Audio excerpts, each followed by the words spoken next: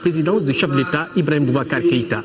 Pendant 3 jours, élus communaux, agents des collectivités territoriales, représentants de l'administration, société civile et autres partenaires feront le bilan de plus de 10 ans de mise en œuvre de la décentralisation afin d'apporter les correctifs nécessaires.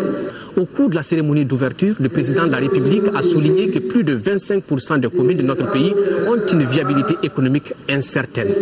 Je vous propose de suivre la cérémonie d'ouverture, un reportage de Bourama Traoré et de Tchedja Kamara.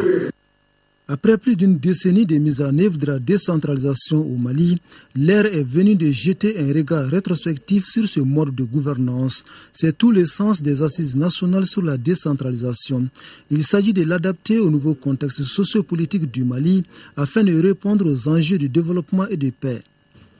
Imprimant une forte identité nationale, la décentralisation, pour tout dire, noue et entretient des relations multiples et multiformes.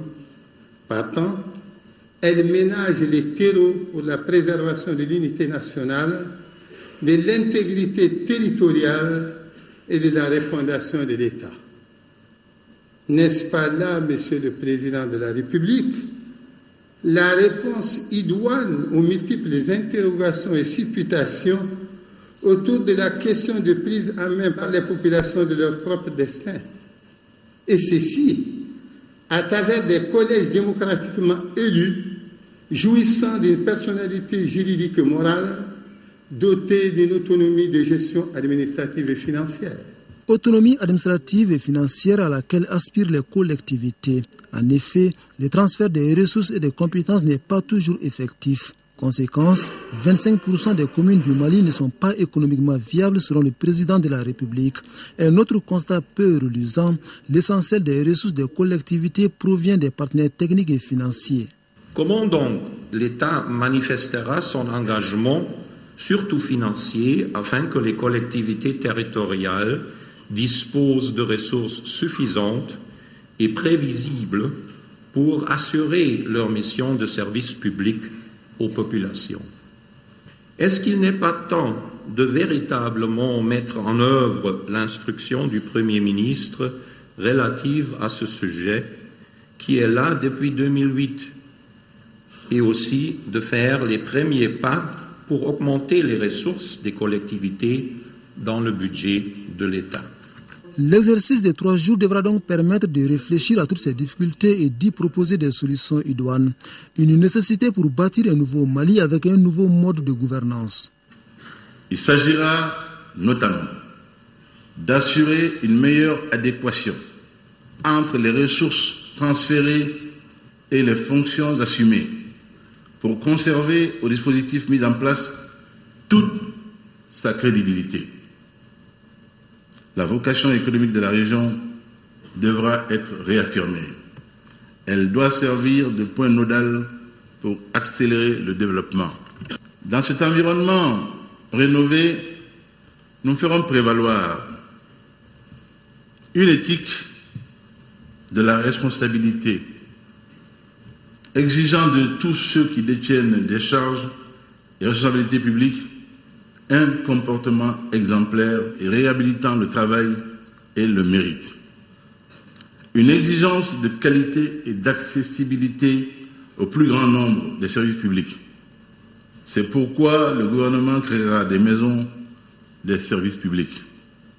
Justice et droit, services financiers et services sociaux, qui seront des plateformes de services publics assumant une mission d'accueil, d'information et de conduite de formalités sur la base d'un partenariat entre les organismes représentés. Les exécutifs des collectivités ont parfois affiché un niveau élevé de corruption, singulièrement dans le traitement des questions foncières. Leurs attributions dans ce domaine devraient être clarifiées pour éviter des conflits à venir. Nous serons sans pitié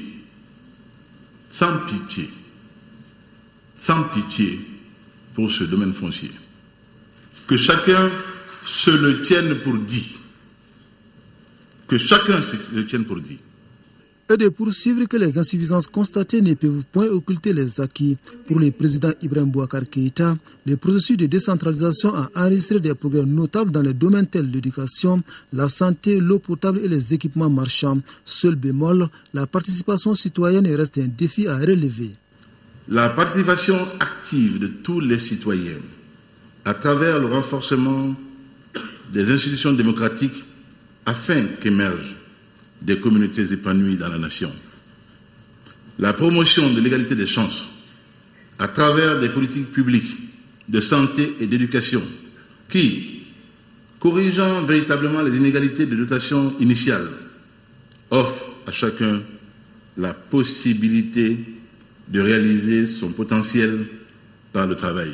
Enfin, il nous faut apporter des réponses définitives aux frustrations qui alimentent l'irrédentisme de nos frères Touaregs. Une part essentielle des propositions qui permettront de réconcilier les communautés qui forment la nation malienne gît dans un approfondissement de la décentralisation des pouvoirs publics. De ces assises de 3 jours devront sortir des orientations claires sur lesquelles l'État peut s'engager pour mieux conduire la politique nationale de décentralisation.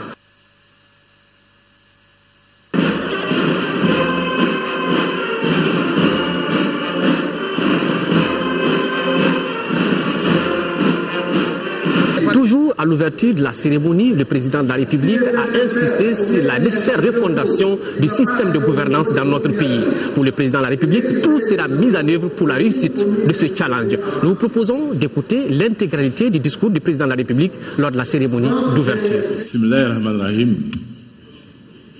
Salam alaikum wa rahmatullahi wa barakatuh. Monsieur le Premier ministre, chef du gouvernement,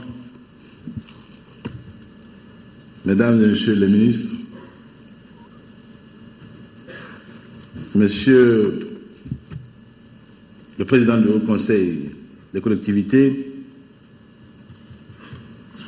Mesdames et Messieurs, Excellences les ambassadeurs et les représentants des pays amis accrédités auprès du Mali et des organisations internationales de coopération, Monsieur le gouverneur de région, Messieurs les préfets, Messieurs les maires de nos communes, Messieurs les chefs de partis politiques, Messieurs les chefs de familles traditionnelles, notables de Banco, Messieurs les élus locaux, tous, en vos divers grades et qualités, soyez remerciés pour votre présence ici ce matin pour cette cérémonie d'ouverture des États généraux de la décentralisation. Oui, en 1992, quand nous fûmes appelés aux affaires, avec le président Alpha Omar Konaré, comment je le sois rendu, la préoccupation très vive, j'en ai été témoin, a été comment faire face à une réalité géographique physique, un pays d'1 240 000 km², avec seulement 19 communes pour administrer ce pays, une véritable gageure. Pourquoi la décentralisation pour nous n'a pas été un gadget, mais une obligation, surtout quand l'on sait l'ambition démocratique qui était nôtre et qui demeure nôtre aujourd'hui encore, de faire que le citoyen, partout où il se trouve, soit concerné par son devenir et son présent.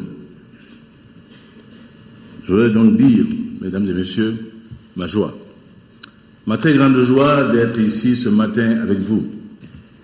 Je voudrais donc vous dire toute ma joie d'être associé à cette cérémonie de ce matin.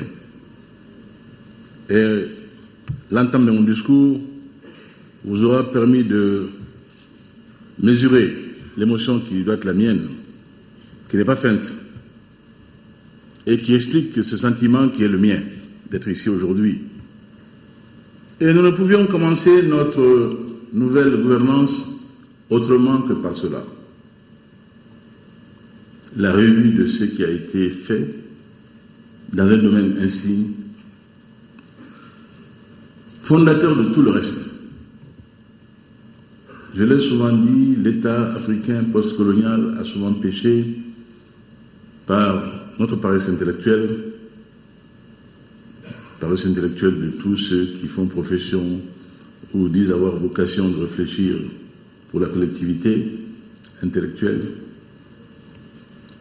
L'État postcolonial n'a pas été suffisamment réfléchi pour l'adapter à nos réalités. Dès lors, on peut comprendre tous les errements de gestion que nous avons pu connaître. États généraux. Bien sûr, l'expression renvoie à un concept historique. Il ne s'agit pas des États généraux auxquels vous pensez. Les nôtres concernent un sujet bien précis, la décentralisation. États généraux, le terme renvoie à la thématique de la refondation, qui est d'actualité et qui m'est chère. Représentants du peuple venus de toutes parts pour contribuer à la reconstruction de l'édifice commun, je vous salue chacun et chacune. Je voudrais surtout, et on le comprendra volontiers, remercier nos compatriotes venus des camps de réfugiés de Mauritanie et du Burkina Faso pour leur présence en souhaitant leur prochain retour définitif en terre du Mali. Mesdames et messieurs, l'une des causes du cataclysme qu'a connu notre pays et dont il se remet lentement est la déliquescence de l'État. C'est pourquoi cette crise nous donne la redoutable occasion d'inventer un nouveau modèle malien. L'opportunité historique de refonder l'État. C'est le mandat que m'ont donné les Maliennes et les Maliens. Ma vision est celle d'un État fort. Un État fort au service de l'efficacité, mais surtout et avant tout au service de l'homme malien. Un État dont le socle ne peut être que la justice et la bonne gouvernance. Je l'ai dit, la place singulière de la justice dans mon architecture gouvernementale n'est pas une place fortuite. C'est un signal. Je ne conçois un État que sur le socle du droit et du droit seul. Cet État fort, responsable et protecteur devra garantir à chaque citoyen un accès égal aux soins, à l'éducation et à tous les services publics sur l'ensemble du territoire national. Cet État sera stratège pour mettre en place les conditions du décollage économique du Mali.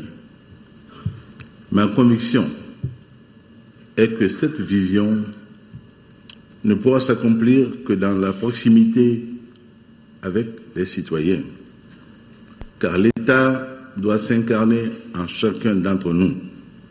C'est là tout le sens des présents États généraux qui doivent faire la revue, l'évaluation du parcours. La décentralisation des pouvoirs publics est une réforme aujourd'hui ancienne au Mali, on l'a dit. Lancée en 1992, elle visait à apporter une réponse à une profonde crise de légitimité de l'État et figurait au nombre des engagements souscrits par le gouvernement d'alors dans le cadre du pacte national. Le Mali avait fait le choix d'une politique de décentralisation parmi les plus ambitieuses en Afrique. Nous nous sommes dotés de collectivités territoriales décentralisées au niveau des communes, des cercles et des régions.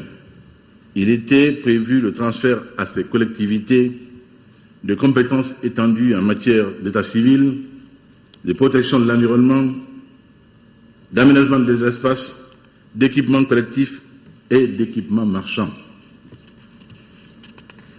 C'est le lieu, pour moi, de dire encore une fois la gratitude de la nation à tous ceux qui eurent la mission redoutable de conduire l'exercice de décentralisation. Dans un pays qui n'avait, souvenons-nous, en 92, que 19 communes et qui en compte aujourd'hui 703, on peut mesurer le bond prodigieux fait. Que la brillante équipe autour de mon cadet Ousmane Sy, Olivier Donné et Yaya Magraga trouve ici le témoignage de notre grande estime et considération. Oui, je le dis, quand les cadres ont mérité, je n'hésiterai jamais à le dire, à leur rendre l'hommage mérité publiquement. 20 ans après, cette réforme qui a été saluée en Afrique et dans le monde a profondément changé le visage de notre pays. La décentralisation des pouvoirs publics a transféré aux collectivités territoriales des pouvoirs importants dans tous les domaines qui contribuent à façonner la vie au quotidien. Le maire est devenu un personnage familier au cœur de la mise en œuvre des politiques sociales de l'État. À la faveur des programmes nationaux d'équipement et de la conduite des plans de développement social, économique et culturel des collectivités territoriales mis en œuvre par l'ANICT, le niveau d'équipement des collectivités s'est singulièrement amélioré.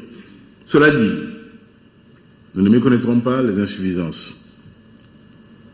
Elles sont apparues. Des dysfonctionnements se sont multipliés. Des frustrations se sont accumulées dans le cours de la réforme qu'il est nécessaire de corriger. 25% des communes ont une viabilité financière incertaine et sont structurellement dépendantes de subventions d'équilibre qui entament leur autonomie. Et nous l'avons entendu, pas avec fierté, l'ambassadeur porte-parole des PTF nous dire que ce financement-là était presque exclusivement d'origine PTF. Ce n'est pas une fierté pour nous, et cela sera corrigé, Inch'Allah. L'indépendance doit se mériter. Celle du Mali sera assumée, Inch'Allah. Les compétences transférées sont demeurées peu nombreuses et en retrait par rapport au programme initial. Les ressources allouées aux collectivités territoriales pour leur prise en charge ont été le plus souvent insuffisantes, reflétant des résistances que nous avions sans doute sous-estimées. Nous ne les avions pas ignorées, mais nous les avions peut-être sous-estimées, qui se sont nourries de trop faibles capacités de prise en charge pour assumer des fonctions transférées. Les prérogatives de la tutelle, notamment en matière budgétaire, ont manqué de clarté.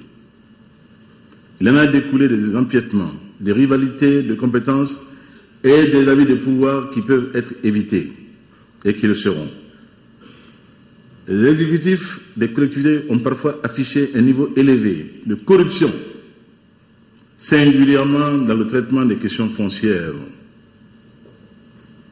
Leurs attributions dans ce domaine devraient être clarifiées pour éviter des conflits à venir. Nous serons sans pitié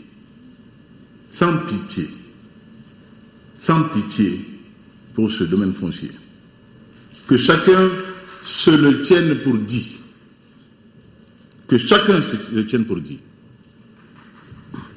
D'une manière générale,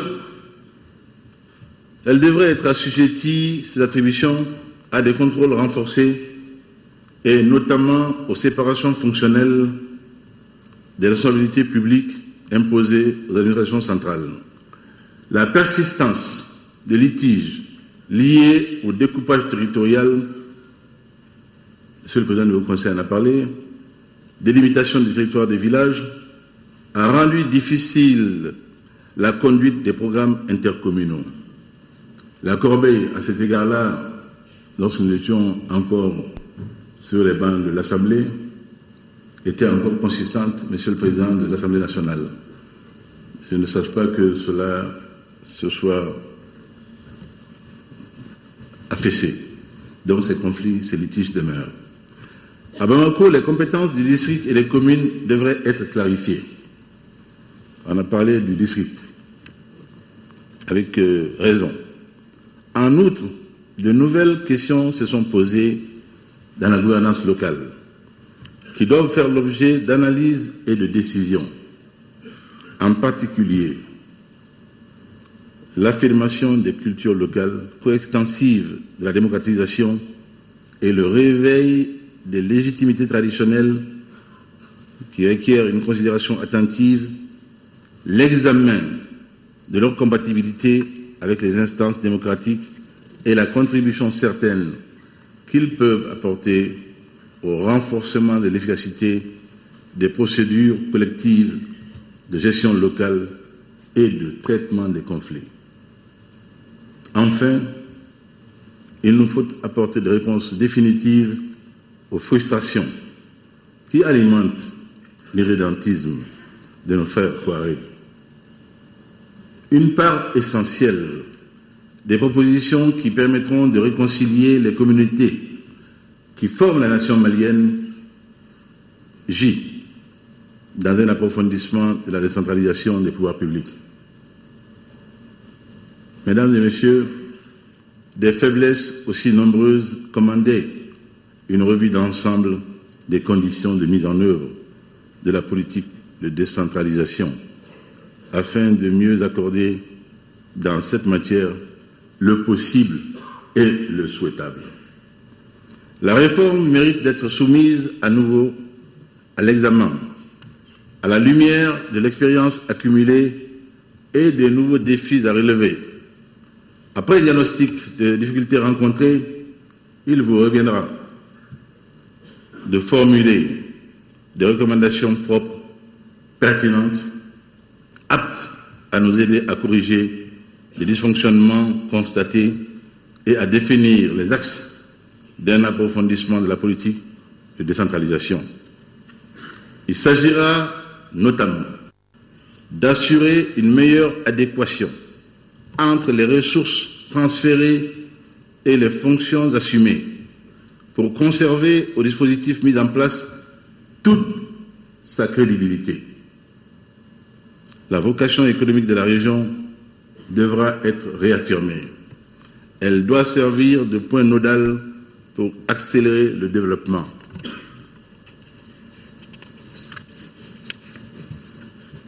Dans cet environnement rénové, nous ferons prévaloir une éthique de la responsabilité, exigeant de tous ceux qui détiennent des charges et responsabilités publiques un comportement exemplaire et réhabilitant le travail et le mérite. Une exigence de qualité et d'accessibilité au plus grand nombre des services publics. C'est pourquoi le gouvernement créera des maisons des services publics, justice et droit, services financiers et services sociaux, qui seront des plateformes de services publics assumant une mission d'accueil, d'information et de conduite de formalités sur la base d'un partenariat entre les organismes représentés. La participation active de tous les citoyens à travers le renforcement des institutions démocratiques afin qu'émergent des communautés épanouies dans la nation. La promotion de l'égalité des chances à travers des politiques publiques de santé et d'éducation qui, corrigeant véritablement les inégalités de dotation initiale, offre à chacun la possibilité de réaliser son potentiel par le travail. Enfin, un aménagement de tout le territoire qui assure, par la valorisation des potentialités économiques et la mobilisation de la solidarité constitutive du lien national, le développement effectif des communautés qui forment la nation. Alors, sur les fondements solides de la vérité et de la justice, il sera possible de rétablir la confiance entre les acteurs de la scène nationale et de consolider la cohésion de la nation. Mesdames et messieurs, je ne saurais terminer mon propos sans vous remercier à nouveau d'être venus nombreux, contribuer à la construction du Mali de demain, avec une mention toute particulière, encore une fois, pour tous nos amis du Mali ici présents. Et nous avons le devoir, nous Maliens, de tout faire pour mériter cette profonde amitié, cette grande confiance placée à nous, dont nous avons vu les effets bénéfiques lors de la crise multiforme que notre pays a traversée. Rarement un pays aura bénéficié d'autant de sollicitude de l'ensemble de la communauté internationale. Étant aux Nations Unies, j'ai fait l'objet de tous les égards possibles, pas en tant qu'Ibrahim Boubacar Keïta, mais en tant qu'incarnant le Mali nouveau. Mesdames et messieurs, je vous souhaite des débats riches et féconds.